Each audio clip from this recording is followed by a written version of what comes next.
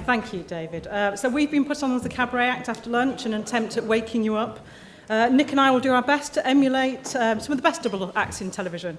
Morecambe and Wise, French and Saunders, Nick and Kay, you'll see it here first. Certainly will, but without the jokes, I hasten to add.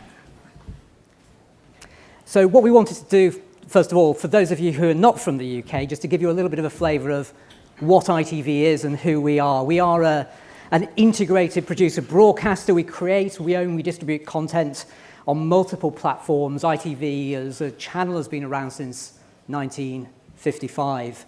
We operate the largest commercial family of channels in the UK, and we deliver content not just through the traditional broadcasting channels, our ITV main channel, ITV2, ITV3. We also have a growing digital business, the ITV Hub, and digital services, digital content provided to many, many partners. We've built a significant scale in the key creative markets around the world, creating and producing programmes and formats that return and travel, namely drama, entertainment and factual entertainment. The ITV Archive, which I've done of looking after, contains world-famous iconic television programmes and films from the 1920s. So what we wanted to do today is give you a little bit of a flavour of our digital storage journey. We're going to talk about what drove the change. We're going to talk about the approach that we have taken over the last few years. We're going to give you some insight into our operating models, and we're going to give you some real-life case studies as well. At the end, there might be a bit of time for questions. The first person who does ask a question will be awarded this collector's item. It is an ITV2 swim shorts from Love Island. It will become a collector's item. In case any of you are worried about it, we do have this hygienic wrapping for it as well. So first person to ask a question will win this. Don't all rush at once. But first, we'd like to play you a show reel containing some of the fabulous content that we have the honour of looking after within our digital asset management infrastructure. It will help bring our presentation to life. Roll VT, Nick.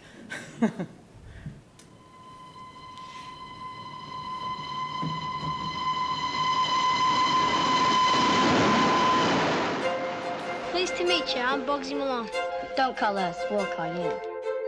Someone who wishes to speak to you, Mr. Conde. Now tell them to leave a message. For God's sake, come in. Another 39 steps! Get busy living or get busy dying. Hello, good evening, and welcome from New York. Thunderbirds are go. FAB. I am not a number. I am a person. Rovers return, Coronation Street. Chin up, darling. Both of them. I'm a celebrity. Get me out of here! Give me a child until he is 7, and I will give you the man. Let the day's own trouble be sufficient for the day. Is this a dagger that I see before me? I may think of you softly from time to time, but I would cut off my arm before I'd ever reach for you again. A moment of truth and a moment of shame. I don't want to make it easier for you. I hope your heart may break. Perfect. Can all drink to that one. Time, gentlemen, please! Into uniform, Rowan. There's work to be done. You don't belong to the police. No, monsieur. I am better than the police. I'm gonna nail you. How clever. My name's Fitz. I'm a psychologist. Now I begin to understand the delicacy of the matter. I'm now in charge of this investigation.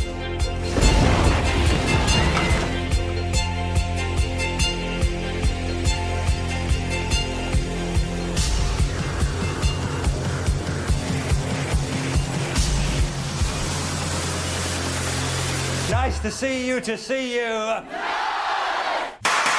Place where you wouldn't expect to meet a nun. Janet, a brothel. At that point, we'll leave you and be back with you in a moment. Here they are, they're so appealing. OK, dollies, do your dealing. 3, 2, 1, you're on. Tell Hey, what is that hideous creature you have about your person? The spider, you fool. No, I was talking to the spider. Tonight, Matthew, I'm going to be Lisa Stansfield. Lisa Stansfield. You think you're gorgeous, do you?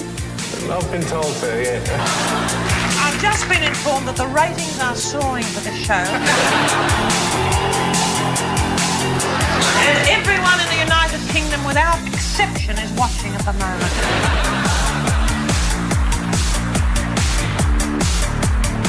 One strength, I've got a note here, 104 pints in 24 hours. That was beer, I presume. No, it's 48 hours. Ah, well, that's all right. Yes. Can't touch the interviewer, can we? You have no total moral responsibility for all these people. I beg your pardon, Mr. Frost. Someone who takes a drug, I can't see how that is a crime against society. Police casualties were 117 injured. The demonstrators carried off their wounded uncounted. President Nixon and Mr. Kissinger bombed Cambodia, a neutral country, back to the Stone Age. We don't know if Mr. Bin Laden is on the loose. I don't know if you know, but I hadn't heard from him. Well, I was hoping you'd tell us what you think.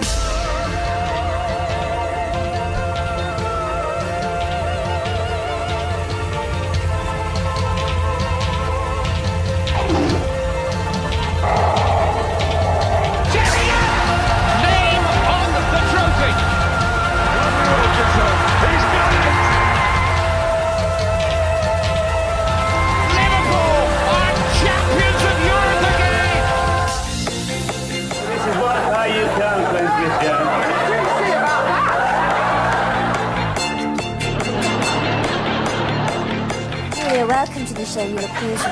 Cheers, thanks. That's what I do. That's what I am. I'm a sexy lady. You only do the popular style, you know, what you want. Just cut it in a style that will be universally popular. Certainly, madam.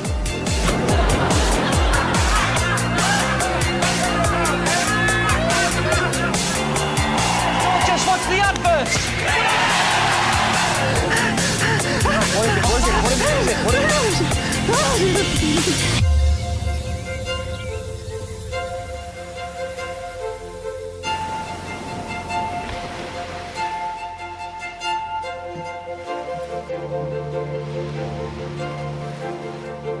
Amazing stuff, I hope you agree. But what's that got to do with what we're here to talk about today? Well, the TV world, including how we produce that show reel, we knew and loved was changing. The ITV Archive, which contains over 250,000 hours worth of content, mostly on tape and film, with often multiple tapes per programme, was being asked about the storage of digital files. However, at the same time, most of our customers couldn't actually accept digital files. Playback machines were getting harder to fix, and to buy new ones was near on impossible. Our industry had to act. It certainly did, and the story of digital was actually beginning when I started working in television in about 2000, and even at that time, content was being edited digitally. It was shot on a camera, on a videotape, and then that tape came back to the production centre or post-production house, and it was ingested into a digital system. But that, for the next 10 years, is basically where it stopped, because in order to get that television content to our transmission centres or to our archive, it had to go onto one of these, a videotape, which was then put on a van or on a bike and sent to wherever it needed to be. And the same applied not just to ITV, it applied to all the broadcasters in the UK. They had to use this. This was the common denominator, and this became a barrier throughout the early 2010, 2011, as we started to move much more into the world of online. And actually what we needed is end-to-end file-based delivery. We make the content digitally, we edit it digitally, we wanted to be able to distribute it digitally, and then archive it digitally. So there were a number of barriers. This was the biggest one, but there were some other technical barriers as well. Inconsistent file formats was a major issue for us. The system manufacturers, the companies that supplied us with digital editing systems, drove the standards. So there were lots of them, which made file delivery difficult for us.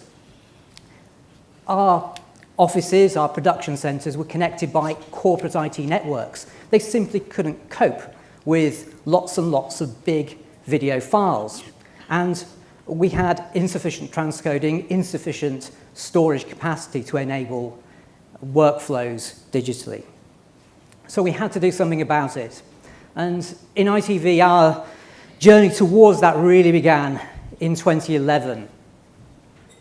It began at Emmerdale because we upgraded Emmerdale to HD. And at the same time, what we were able to do across ITV is put into place all of those things that we needed for end-to-end file-based delivery. We put in the storage, we put in big pipes between all of our production centres, and we also worked across the industry with the BBC, with Sky, with Channel 4, in the digital production partnership to achieve standardisation, a standard file delivery format. And all of those things together became an enabler within the broadcasting industry and within ITV for allowing us to be digital right the way through the process. But there was still a gap. There was still a gap, and that was into the archive. Yeah, unfortunately, as Nick says, still our libraries and archive were very much tape-based, so we were still archiving back onto tape. However, with all this file-based working, we had to look at file-based archiving and storage. ITV therefore reviewed its digital storage and found that we could use storage more effectively. We were using expensive Iceland storage to hold material of little value. Different departments across our production, broadcast and distribution arms were asking for digital storage, which was beginning to spike on our financial controller's radar, and he wasn't happy. The right policies were not in place for storing or using assets. What needed to be kept for how long? People were keeping multiple copies in multiple places. Where was that trusted source? We had policies in the physical world, but somehow they got lost in the digital world. In many cases, we didn't know what the material was. It had not been properly identified, including who owned it within the business. It was difficult to find, share, and use. What we needed was an approach which brought together file-based production with file-based storage and archiving. What we needed was an operating model.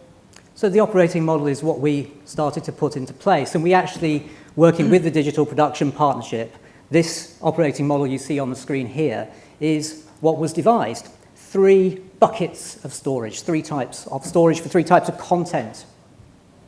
Work in progress, which is kind of what it says on the tin. It's the elements of a production as they're being made. Those things that we'd already really sorted out in broadcasting with those digital editing systems. So that worked reasonably well. Production library.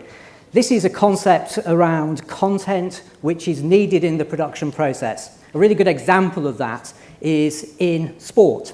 They will collect rushes from all the different cameras of all the different goals. They will keep those in the production library to reuse in future programs. That's content that is not ready for transmission. It's not work in progress either, but it's sitting there for future use in a production. And we have a lot of that in ITV. And then finally, the ITV Digital Archive, the long-term deep archive, the area that Kay works in, where we have our valuable content, valuable from a sales perspective and valuable from a historical perspective as well. That was our operating model. So as part of that, we realised that we needed to look for a target operating model. So ITV recognised that in that digital environment, business and technology, and we've heard this a few times today, need to work hand in hand. It's no accident that Nick and I are doing the double act today. We agreed an operating model which brings together people, process and technology, which we've also heard today, luckily. So we're all saying the same thing. We recognised very early on that having policies on who across the business was responsible for what was a major factor in the procurement of any solution. Our policies across each of those buckets or pots of storage had to be aligned so that we're not all keeping the same stuff. We couldn't leave this to chance. We had to be clear on what we considered our source of truth for our master material and make sure that the business could see and get access to it. Importantly, we knew that we could not and should not, as a business, keep everything. Policy had to be very clear. This coupled with an acknowledgement that someone, people and processes, whether dedicated roles or tasks as part of somebody's role, should be appointed to manage that media against that policy framework and to some standards was vital. So what we needed to do is to make sure the right technology solutions were in place, and I referenced the starting points with Emmerdale in 2011, and that rolled on to different productions in ITV. If you look at the left-hand half of the screen, work in progress, that shows where we got to by about 2013. We had across the ITV estate Isolon storage in our different production centres in Manchester, in Leeds, in London, and in Gateshead, where we do our our visual signing, and we had edit storage in any part of ITV where we were doing digital editing. That was in place. That was established by about 2013, 2014 with the right policies around it. What was still missing, though, was the deep archive, a place to keep our long-term content digitally and get away from those shelves and shelves of tapes that you saw in the pictures that we showed earlier. So over the last 2 years, what we've been doing is putting in a big digital archive in ITV in our 2 data centres provided by Spectra Logic, the Black Pearl system, if you really want to know that level of detail about it. It's a multi-tenanted system, so it allows us to use the different productions, can all operate on there separately, so we don't have them clashing with each other, and it allows us to operate both production library and archive. We operate under a policy of 2221, which means 2 copies of everything in 2 different locations, 2 different formats, and we have a way, so there's no one way for anybody to delete all of it, which would obviously be a disaster. And then just a quick look at how the different departments work with that. News, Signpost, This Morning, ITV Studios, ITV Creative, and the ITV Archive, all feeding into that, all able to access that, but accessing that in many different ways, depending on the needs of the business unit. There is no one-size-fits-all approach to how those business units access that content and access those digital libraries. So we're going to look at a case study, the ITV Archive, which I look after. So ITV has adopted a single digital preservation archive, which sits alongside its physical archive. The ITV Archive's remit is to protect, preserve and provide access to all finished programmes and other content that has commercial and indeed cultural value from across the broadcast, production and distribution arms, quite a bigger range of content that we look after.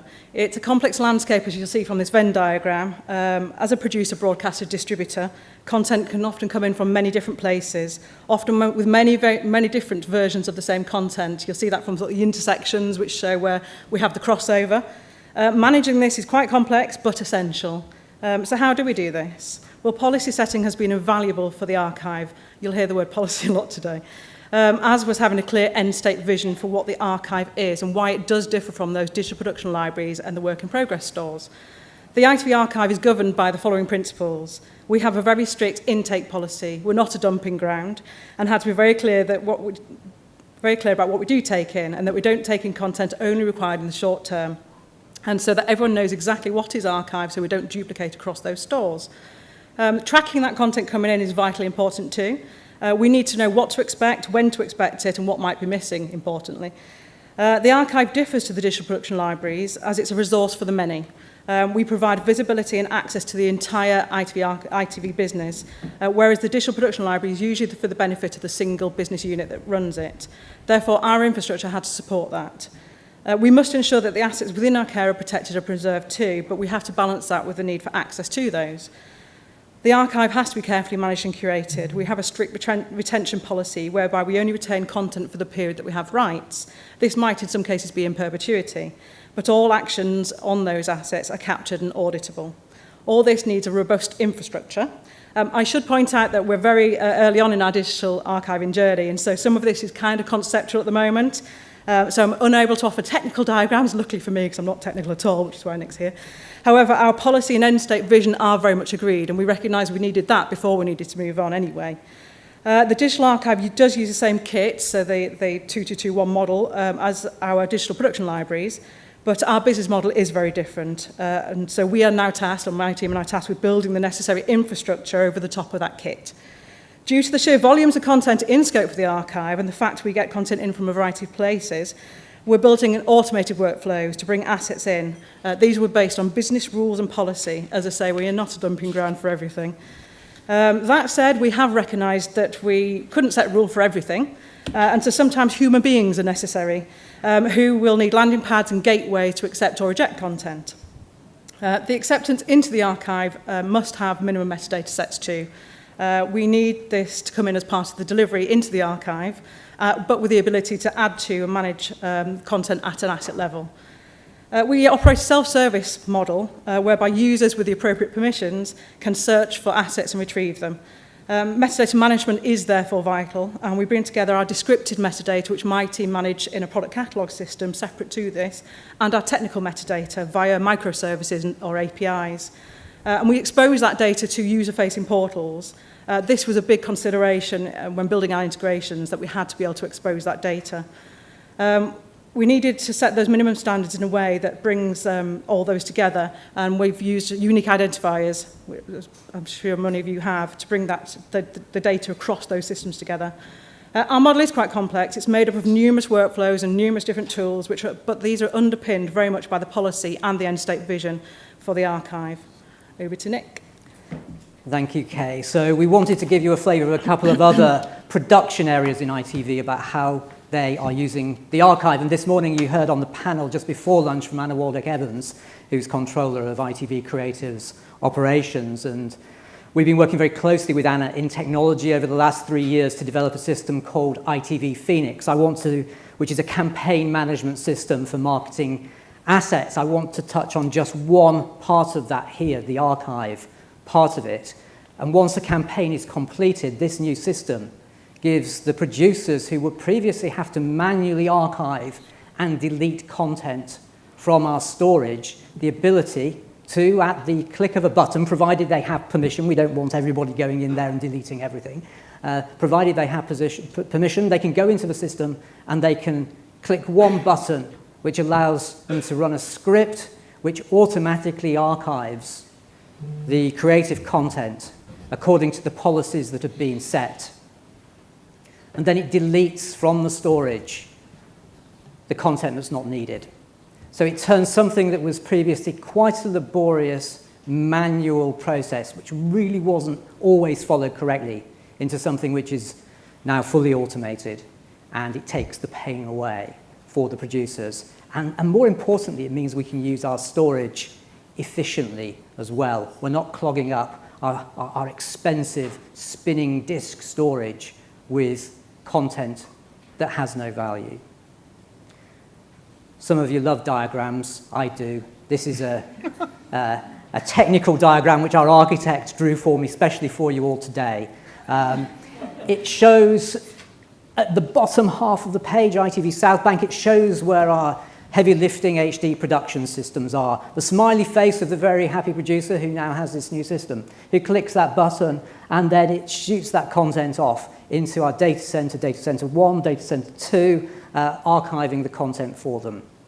And it also pushes into Amazon Cloud proxies, so when they want to look at that content again in the future, it's there within the ITV Phoenix system for them to see. So that's our ITV Creative case study.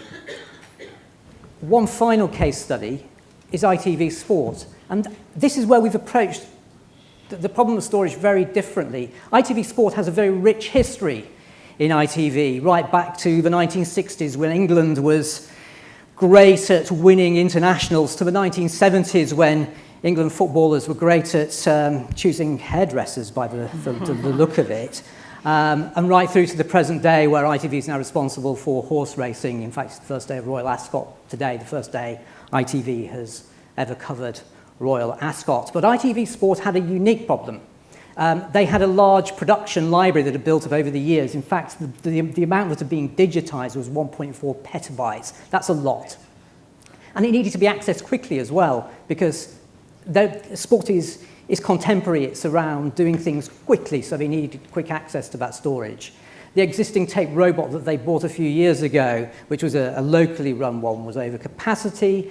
Their existing production asset management system was full up as well. And Sport needed to be able to access and browse content from all around the world. We've got the World Cup that ITV is covering next year. That's in Moscow. The producers need to access that production library from Moscow or wherever they are in the world.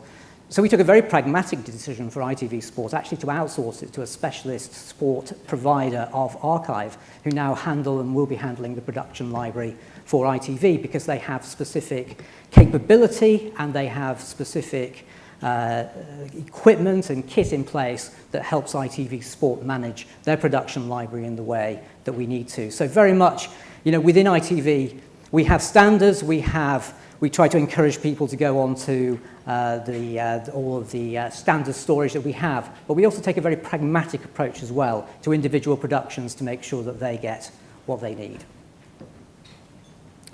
And that really is our conclusion to this, that pragmatic approach. What we're looking for really from a technology point of view is having common file formats where we have the need for storage. We provide that resilient storage to get the economies of scale and to get the resilience that the productions need.